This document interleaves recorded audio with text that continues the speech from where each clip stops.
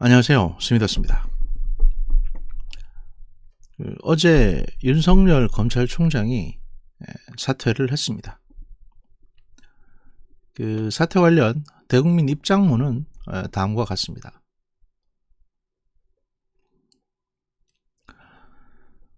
저는 오늘 총장을 사직하려 합니다. 이 나라를 지탱해온 헌법 정신과 법치 시스템이 파괴되고 있습니다. 그 피해는 고스란히 국민에게 돌아갈 것입니다. 저는 이 사회가 어렵게 쌓아 올린 정의와 상식이 무너지는 것을 더는 두고 볼 수 없습니다. 검찰에서 제가 할 일은 여기까지입니다. 그러나 제가 지금까지 해온 것과 마찬가지로 앞으로도 어떤 위치에 있든 자유민주주의를 지키고 국민을 보호하기 위해 힘을 다하겠습니다. 그동안 저를 응원하고 지지해 주신 분들, 그리고 제게 날선 비판을 해주신 분들께 감사드립니다. 라고 한 1분 채 안 되는 시간에 걸쳐서 짧은 입장문을 내놓고 임기를 한 170일 가량 남겨두시고 사퇴를 하셨습니다. 그리고 이제 검찰 구성원들에게, 그러니까 검찰총장으로서 이제 검찰에 근무하는 모든 구성원들에게 남긴 메시지가 별도로 있습니다. 그래서 그거를 소개를 해드리려고 합니다.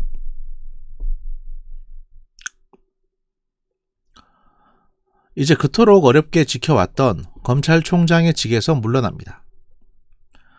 검찰의 권한을 지키기 위해서가 아닙니다.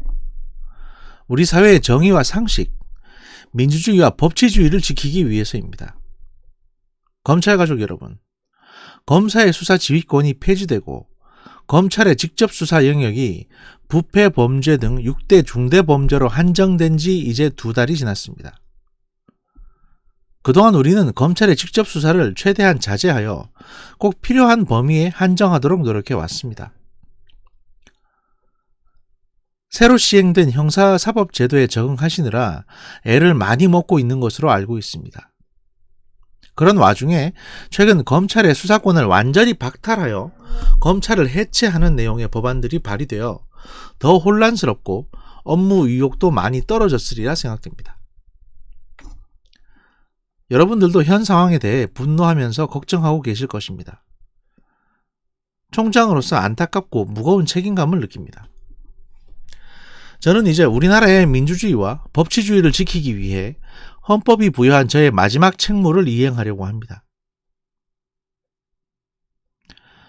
오늘 검찰총장의 직을 내려놓습니다.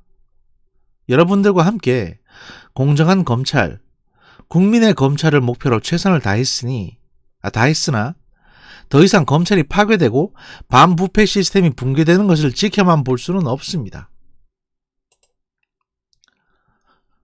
저와 여러분들은 개인이나 검찰 조직의 유불리를 따지지 않고 오직 국민만을 바라보며 일해왔다고 자부합니다.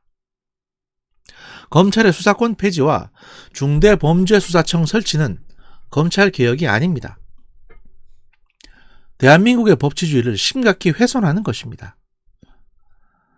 형사사법제도는 국민의 생활과 직접 관련되어 있기 때문에 한번 잘못 설계되면 국민 전체가 고통을 받게 됩니다. 수사와 재판 실무를 제대로 해보지 않은 사람들은 이러한 졸속입법이 그 나라를 얼마나 혼란에 빠뜨리는지 모를 것입니다. 수사는 그 자체가 목적이 아니라 재판을 위한 준비 활동입니다. 수사와 기소는 성질상 분리할 수 없습니다. 모든 수사를 검찰이 다 하겠다는 것은 아닙니다. 사안의 난이도, 사회적 중대성, 인력 사정 등을 고려하여 경찰이 자체적으로 수사를 완료하는 경우도 있고, 경찰이 검찰의 조언을 받아 수사를 진행하거나 경찰이 검찰과 합동으로 협의하여 수사하는 경우도 있을 것입니다. 하지만 정치, 경제, 사회 각 분야에서 힘을 가진 사람이 저지른 중대 범죄에 대해서는 검찰이 직접 수사해서 소추 여부를 결정하고 최종심 공소 유지까지 담당해야 합니다. 그렇게 하지 않으면 공동체의 근간을 흔드는 권력형 비리나 대규모 금융 경제 범죄에 대해 사법적 판결을 통해 법 집행하는 것이 사실상 불가능합니다. 재판 과정에서 힘 있는 자들은 사소한 절차와 증거 획득 과정에 대해 문제를 삼는 경우가 많아 처음부터 수사에 관여하지 않는 검사는 이에 제대로 대응할 수 없는 것이 현실입니다. 중대범죄에서 수사는 짧고 공판은 길다는 것, 진짜 싸움은 법정에서 이루어진다는 것을 우리는 매일 경험하고 있습니다. 나날이 진흥화, 조직화, 대형화되어가는 중대범죄에 대응하기 위해 수사 기소를 하나로 융합해 나가는 것이 세계적인 추세입니다. 주요 사법 선진국에서도 중대 사건에 대하여는 모두 검찰의 직접 수사권을 보장하고 있습니다. 검찰의 수사권을 완전히 박탈하는 시도는 사법 선진국에서는 도저히 찾아볼 수 없는 일입니다. 검찰이 그동안 수사와 재판을 통해 쌓아온 역량과 경험은 검찰의 것이 아니라 국민의 자산입니다. 검찰 수사권이 완전히 박탈되고 검찰이 해체되면 70여 년이나 축적되어 온 국민의 자산은 흔적도 없이 사라지고 특권층의 치외법권 영역이 발생하여 결과적으로 국민들이 피해를 입게 됩니다. 검찰의 형사법 집행 기능은 국민 전체를 위해 공평하게 작동되어야 합니다. 그것이 민주주의고 법치주의입니다. 저는 작년에 부당한 지휘권 발동과 징계 사태 속에서도 직을 지켰습니다. 헌법 정신과 법치주의를 지키기 위해서였습니다. 여러분들께서 보내주신 지지와 응원이 큰 힘이 되었습니다.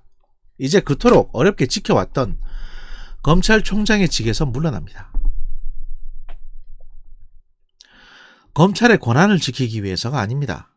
우리 사회의 정의와 상식, 민주주의와 법치주의를 지키기 위해서입니다. 검찰 가족 여러분, 엄중하고 위급한 상황이지만 국민들만 생각하십시오. 동요하지 말고 항상 국민을 섬기는 자세로 본연의 업무에 최선을 다해 주시기 바랍니다. 제가 지금껏 총장직을 수행할 수 있었던 것은 모두 여러분들 덕분이었습니다. 끝까지 여러분들과 함께하지 못해 죄송합니다. 그동안 제게 주신 과분한 사랑에 머리 숙여 깊이 감사드립니다. 평생 잊지 않겠습니다. 이게 검찰 구성원들에게 남긴 마지막 퇴임사이셨습니다. 그러면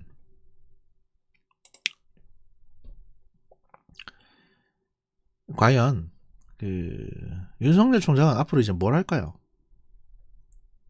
그리고 왜 상황이 이렇게 됐을까요? 여러분들도 기억하실 분은 기억하시겠습니다만 황운하 씨나 최강욱 같은 사람들이, 또 김남국 같은 사람들이 뭐 윤석열 충돌방 금지법이라든지 또는 이제 검찰의 수사권 박탈에 관한 법이라든지 이런 것들을 만들고 있습니다. 사실 그들이 맨 처음에 그 법안을 만들었던 그리고 제안했던 일종의 목적은 뭐였냐 하면 검찰을 압박하는 용도로 만든 겁니다. 왜냐하면 그들도 법조인이기 때문에 검찰의 수사권 박탈 관련 법안이 얼마나 말이 안 되는 법안이라는 건 또 우리 현실하고 얼마나 동떨어져 있다는 건 잘 압니다. 그래서 실제로 그런 법안을 만들었을 때 사실 이게 헌재에 가면 위헌 판결이 나는 거고요. 법안 성립될 수조차 없습니다. 왜냐면 이제 지금 국회 변호사 출신들이 굉장히 많거든요. 그런데 윤석열 총장이 가만 보니까 이게 통과될 가능성이 높아 보이는 거예요. 심지어는 법안을 만들었던 사람들의 의도와도 다르게. 왜냐? 선거판에 지금 한가운데 와 있고 윤석열을 디스하고자 만든, 소위 윤석열을 압박하고자, 검찰을 압박하고자 만든 법안들이, 말도 안 되는 법안들이 그 강경 민주당 지지층과 선거, 그리고 최강욱이나 황운하 씨가 지금 자신들이 개인적으로 겪고 있는 어떤 소송, 이런 거에 대한 압박 때문에 이게 그냥 진짜 농담처럼 만들었다가 통과될 것 같은 상황이 왔기 때문에 이거는 막아야 되겠다는 생각에서 강력한 결단을 하는 것이고요. 또 이제 겉으로 봐서는, 그러니까 검찰 내부의 상황도 뭐 복잡합니다. 뭐냐면 다 특수부 검사들이나 다 윤석열을 갖다가 인정하고 존경하는 건 아니다 보니까 검찰 조직 내에서 실제로 이런 목소리가 나옵니다. 아니 좀 잘하시지, 왜 사이좋게 좀 지내시지, 왜 싸워가지고 괜히 이렇게. 그래서 국회에서 저렇게 지금 세게 나오는 것도 윤 총장이 계속 직을 지키기 때문에 그런 거 아니냐. 물러나면 저렇게까지는 안 할 거다 라는 여론도 없지 않았던 거죠. 자, 그래서 버티다가 그래 물러날게, 어떻게 될지 한번 봐라. 물러난 거예요. 그러면 이제 민주당은 이 법안을 더 이상 강요할 수 없는 상황이 됩니다. 이건 마치 어떤 상황이냐면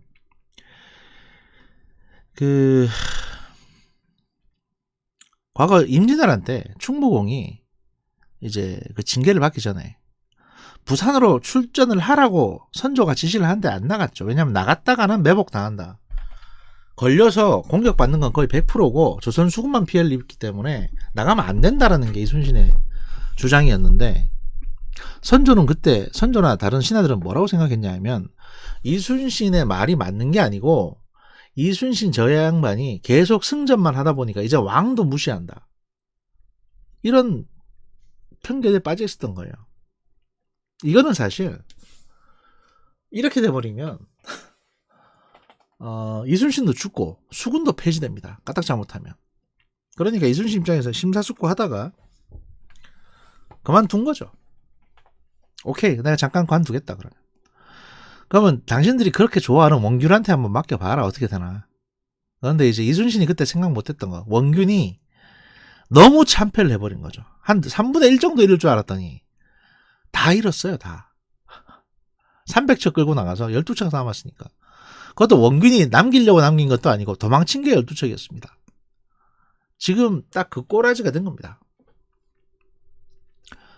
만약에 친정부적인 인사가 검찰총장이 돼서 모든 수사를 갖다가 눌렀을 때 이후에 모든 선거에서 민주당은 전멸할 겁니다. 7천량에서 수몰된 조선 수군꼴 나는 거죠. 일단 뭐 상황은 그렇고요. 그러면 이제 앞으로 윤석열 총장은 과연 그러면 정치를 하냐 안 하냐, 뭐 하자는 거냐, 뭐 이런 데 대해서 궁금증을 가지신 분들이 꽤 많습니다. 그런데 의외로 사실 지금 제가 소개해드린 이 입장문은 검찰 내부망을 통해서 검찰 구성원들에게만 공개된 겁니다. 그리고 국민들에 상대한 것들은 국민들에게 내놨던 사퇴문은 바로 이겁니다. 이 몇 줄짜리. 앞으로 어떤 위치에 있든 자유민주주의를 지키고 국민을 보호하기 위해서 온 힘을 다하겠다. 미래에 대한 얘기는 별로 없죠, 그죠? 하지만 저희 독수리 같은 눈이 찾았습니다. 하나를. 묘한 단서를 하나 찾았습니다. 뭐냐? 윤석열 총장이 검찰 구성원들에게 남겼던 입장문의 가장 첫 장의 아랫단 부분을 보십시오. 저는 이제 우리나라의 민주주의와 법치주의를 지키기 위해 헌법이 부여한 저의 마지막 책무를 이행하려고 합니다. 헌법이 개인에게 부여한 마지막 책무가 과연 무엇일까요? 헌법이 검찰총장에게 부여한 책무를 말하는 걸까요? 근데 지금 이분은 물러나고 계시거든요. 그럼 그건 아니죠. 저의 마지막 책무라고 했기 때문에 윤석열 개인을 말하는 겁니다. 헌법이 윤석열 개인에게 부여한 마지막 책무, 공직선거 출마라고 봐야 되겠죠. 헌법에 부여되어 있는 의무이자 책임, 권한, 이런 것들이 몇 가지 있습니다. 납세의 의무, 병역의 의무, 그 다음에 뭐 몇 개 더 있는데, 공직선거 출마도 거기에 들어가 있습니다. 여기는 이제 제가 꽤 오래전에 말씀드렸던, 그리고 얼마 전에도 말씀드렸다. 얼마 전에 이제 박범계가 문재인 대통령의 인사 관련 지시를 씹어먹었을 때, 그 신현수 파동이 일어났을 때 제가 말씀드렸죠. 박범계를 지금 자르고 윤석열을 법무장관에 앉히고 윤석열 라인을 중용하지 않는다면 윤석열은 출마를 하게 될 것이다. 앞으로 대통령 선거든 뭐든 출마를 고민하게 될 것이고, 직접 출마든 아니면 누굴 지지하는 형태든 정치를 선언하게 될 것이고, 그거는 민주당이나 문재인 대통령이 윤석열을 너무 구석으로 몰아서 이렇게 되는 거다. 그리고 윤석열 입장에서는 상당히 의리를 중시하고 자기보다는 자기 밑에 부하들을 더 챙기는 사람이기 때문에, 또 지금까지 그런 모습을 보여왔기 때문에, 사실 본인 하나 뭐 박해받는다 그러면 거기에 대해서는 크게 신경 안 쓰겠지만, 지금 요번에 이제 인사안에서도 한동훈 검사장에 대해서 현직 복귀시켜라, 계속 좌천시키지 말아라고 했었는데도 불구하고 현직 복귀를 안 시켜줬기 때문에 이제는 결단을 내렸다. 한동훈이나 자기가 아끼는 특수부의 많은 후배들을 위해서, 그래, 정치할게.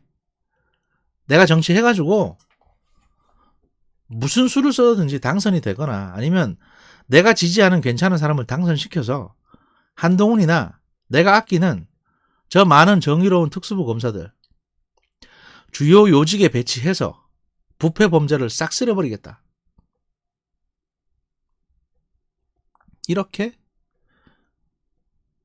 이런 어떤 그 메시지를 여기에 담은 것이 아닌가라는 생각이 듭니다.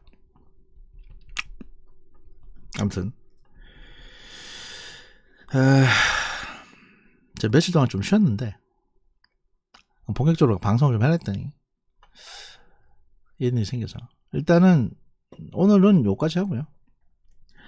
내일 본격적으로 다른 방송 영상들을 올리도록 하겠습니다. 감사합니다.